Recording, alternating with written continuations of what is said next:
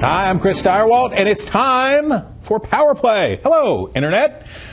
Did you hear that John Ellis Bush, we call him Jeb because it's totes adorbs, is running, thinking maybe about probably leaning into running about president if somebody can raise $50 million for him and get the wagon going. What does this do to the Republican field? What does it do to Hillary Clinton? What does it do to the dynamics? Why don't we talk to smart people? Why don't we talk to perspicacious people, patriotic people, fair-minded people? Do we know any people like that? Wait, Garland Nixon. He's one. He is a former Maryland peace officer. He is a man of the left, and he is a radio host on WPFW. Home to Jazz and Justice for those who live in the Capital District, and I like both Jazz and Justice. So you're like the embodiment of Jazz and Justice. That's it. Ron Bonjean also embodies Jazz and Justice in a more Dave Brubeck kind of way. I appreciate that. And not that there's anything wrong with that. Ron Bonjean is principal of Singer and Bonjean Strategies. He is former mouthpiece for House Republicans, Senate Republican. If you've been a Republican and you've held high office at some point, Ron Bonjean has defended you. So we thank you guys for being here. It's your team. I want to start with you, Ron. Sure.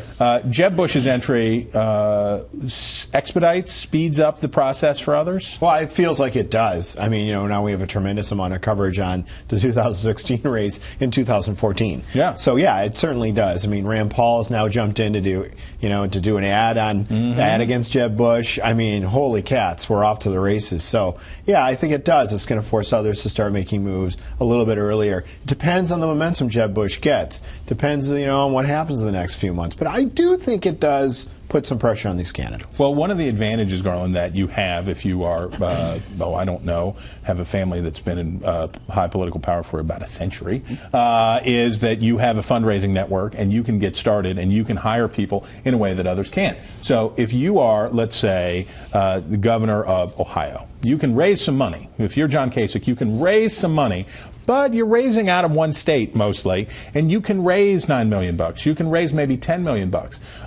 Bush's ability to raise money, doesn't that allow Bush to sort of start now, scare the field, and then wait until later to start cashing those checks? Yeah, because the term that comes to mind is political machine. Who has access to a ready-made political machine? Certainly, Hillary would have access to in all likelihood, to the Obama machine, which is a powerful national machine.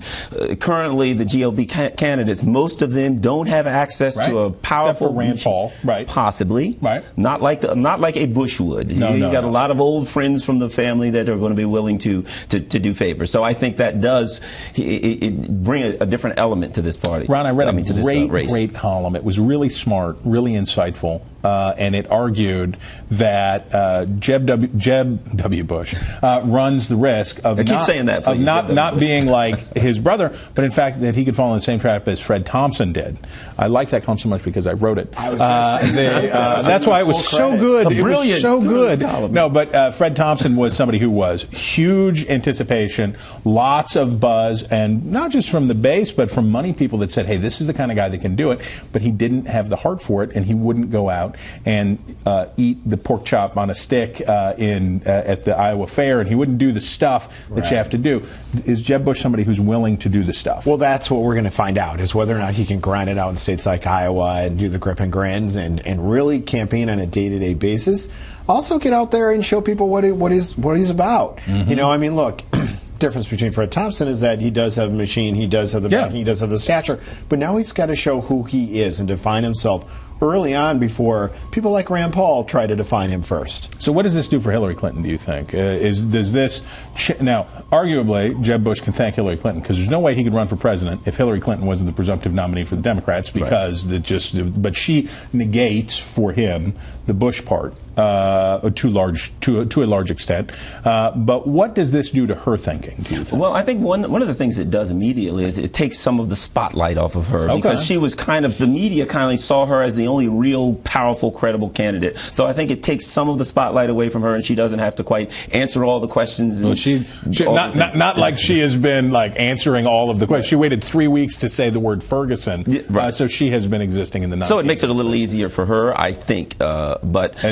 All right. Yeah. All right. And the other thing it does for her is she had to fight against, she's the old Clinton way back person who wants we want new fresh blood, and even Obama made some statements there. What it does do is set up it sets up a Bush versus Hillary dynamic. Right. Like, are the two old dynasties going to go head to head once again? Falcon crest all over again. Right, exactly. Gentlemen, we thank you very much for your time today. I feel smarter, and I hope you do too, Internet, and we hope we'll see you back here for another installment of Power Play very soon.